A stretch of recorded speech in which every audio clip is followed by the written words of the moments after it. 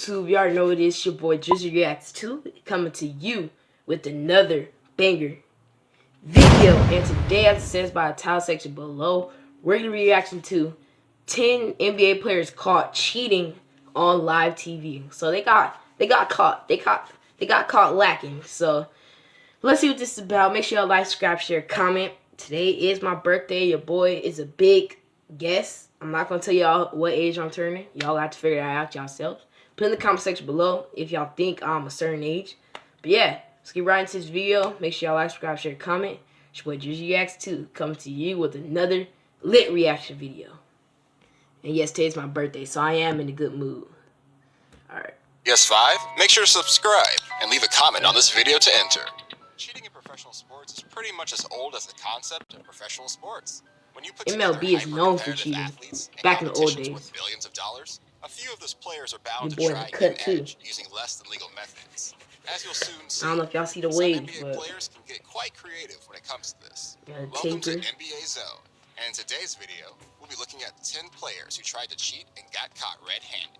From stealing a possession to intentionally trying to injure opponents and performance-enhancing drugs, we have it all for you today. Before we do that, though, make sure you're subscribed. You did not get hit that hard by Russell Westbrook. You have your notifications turned on so that you don't miss out on our latest videos. Now, let's get started. 10.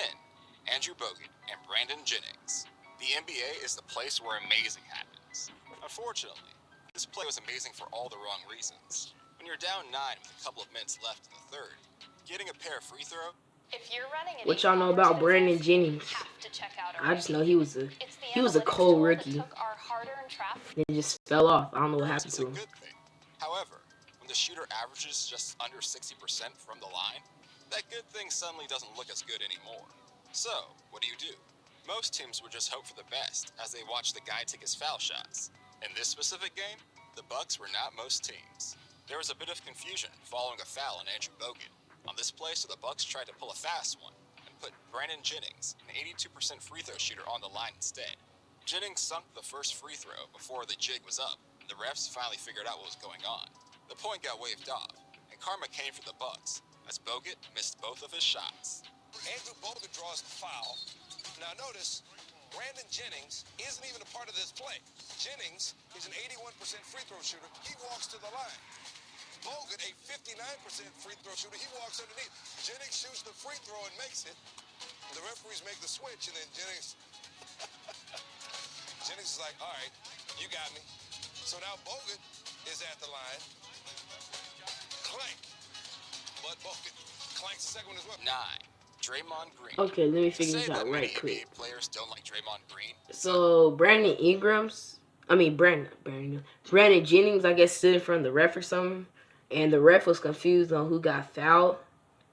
So that one was confusing. Did he just go to the free throw line and try to get by shooting free throws? Or maybe the refs had a mishap. I don't know. That one was confusing. There's a good reason for that, since he's known for doing some pretty dirty stuff on the court. Just ask Steve Adams or some of the other Steve guys Adams in the balls is one of his main attractions to me. Draymond Green's crazy. He earns his spot with his huddle invading it. He's the hardest soul to go to state, though. Very important for teams. It's where you discuss your next play or strategy adjustments. Valuable information that you probably don't want your opponent to know.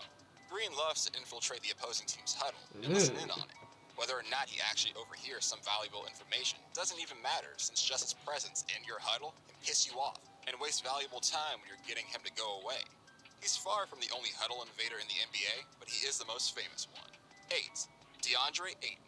The Phoenix Suns entered the 2019-20 season with playoff ambitions. Draymond Green loved to invade the huddles. The Kings was a great first step. I think I know what happened to DeAndre Ayton. I think he failed the drug test. Step off a cliff when it was revealed that DeAndre Ayton would be suspended for 25 games. Ayton tested positive for a diuretic, a chemical that can be used as a masking agent that can hide the presence of other banned substances, such as various PEDs, in your system. Now, having a diuretic in your system doesn't automatically mean that you've used PEDs, and that is why Ayton tried to argue, but the NBA was having none of it. The suspension was upheld, and the Suns had to play about a third of their regular season games without the star center. Kelly Oubre carried, so did Devin Booker.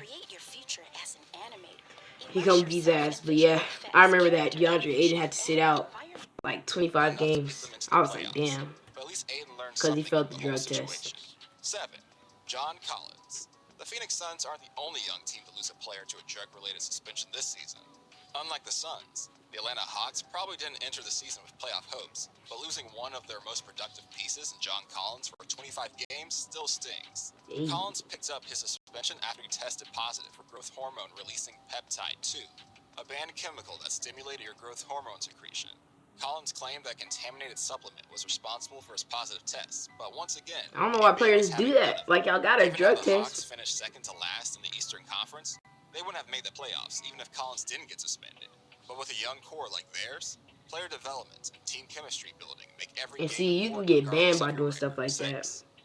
We also saw it happen to Tyreek Evans. Sliding over Kawhi Leonard and injuring his ankle in 2017 led to the That was so creation of the dirty, bro. so-called Zaza Pachulia rule to protect shooters in the future. I was pissed That off too. injury may have changed They the said entire low key, future of the San Spurs Antonio might have Spurs, been able to but beat the many people Warriors seem to have forgotten that that a series former because Spurs they was player is winning. actually The the Spurs OG could have won sliding that game. under shooters. It's tough to say if Bruce Bowen is better known for his defense or his dirty plays, but sliding under shooters was his signature move. Spend a minute or two searching online, and you'll find countless examples of Bowen causing injuries this way. Was that to the same player? Was that to Vince Carter twice? On Kawhi, which is more than ironic given his own history. 5. He did that to Vince Carter When you're a twice. self-proclaimed man with no hops, and Jared you're playing against Dudley. an athletic 7-foot center on a jump ball, it's safe to say that the odds aren't exactly in your favor. When Jared Dudley had to jump against Andrew Bynum, he knew he had no chance. Instead of jumping, he went for the steal as Bynum was tipping the ball to a teammate. This is not something that a player who's jumping can legally do, but the ref stays silent as Dudley stole the ball and his pass led to free throws for one of his teammates. You can't blame Dudley for it. Dudley has no vert. And then on top of that, the dude has more height than him, so Dudley was like, might as well give up. Suns shot their free throws. And that's not allowed. Yeah, he's the jumper, right? Dudley was very good. Somebody else, and that's what Pau Gasol is saying. How can he jump out and get the ball? Is coming up with a Joe DeRosa. They have to. That's the see. He's the jumper. He cannot leave the circle. They should allow that. Especially, if they should only allow that. They should allow. They should allow. I'm gonna play this because YouTube's gonna bring ads every time. Now that's what I was saying. They should allow, like, say 6', 6'3", 6'4" guards, or lower. If they're going up against a center in a jump ball, they should allow the guards to be able to do something like that because it's like obvious you're not gonna win unless you're like a Russell Westbrook who's just as athletic as F. Can't cuss on YouTube because I'm gonna get demonetized. But yeah, if you're athletic as Westbrook, then I can understand. But if you're not even athletic, not even that, if you don't have the height to go up against the center and the tip, then they should allow players to do what Jared Dudley did, just steal the ball and go the other way. So I think they should have that for mismatched players or mismatched jump balls, if y'all know what I'm saying. Based on what I knew of the rule, he can't leave the circle, be the first to grab it out of, and that's exactly what he did. That was smart, though. Hedo Turkoglu. Turkoglu. Had a solid NBA career, but it probably would have been even better if the Turkish step. Injuries. I remember his move. The summer move. of 2012 recovering from an injured shoulder in his home country of Turkey. He was ready to go for the 2012-13 season, but he was slapped with a 20-game suspension midway through it because of a failed drug test. He tested positive for methinolone. When they keep saying tested positive, I'm thinking they talking about tested positive for coronavirus. Of course, Turkoglu didn't come out and admit to taking an anabolic steroid for performance-enhancing purposes, and he offered an alternative explanation instead. His excuse was that the methinolone was taken to relieve pain and speed up his recovery process. Hold on, guys. Regardless of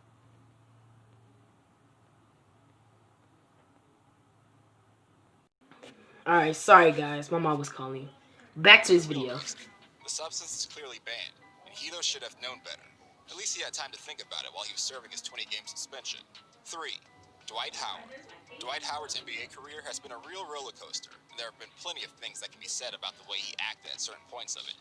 However, many people still loved him, and what he did to earn a spot on this list is genuinely one of the funniest and most unexpected instances of cheating. Dwight Howard probably gained so much respect from so many people this year in the NBA. To catch or hold on to the ball.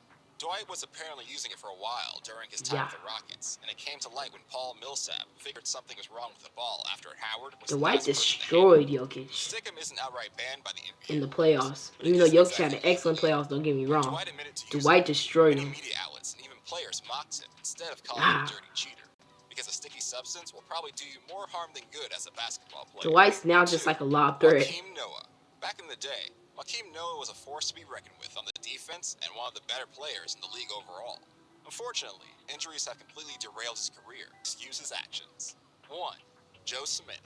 Under the table deals are something They said you might not be injuries was the surprised to reason hear about why. in college basketball.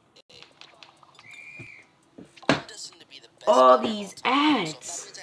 I might need to get YouTube Premium. But nobody would be crazy enough to try something like that in the NBA, right? Enter Joe Smith. After a great start to his NBA Who's that? career, Smith declined an $80 million extension from the Warriors and chose to become a free agent. There was plenty of demand for his services, so everyone was caught off guard to see he signed with the Timberwolves for less than $2 million, well below his market value. As it turned out, there was an illegal deal in place where Joe would sign 3 one-year deals for very little money. That would allow the Timberwolves to acquire his bird rights and then go over the cap to resign him for up to $86 million.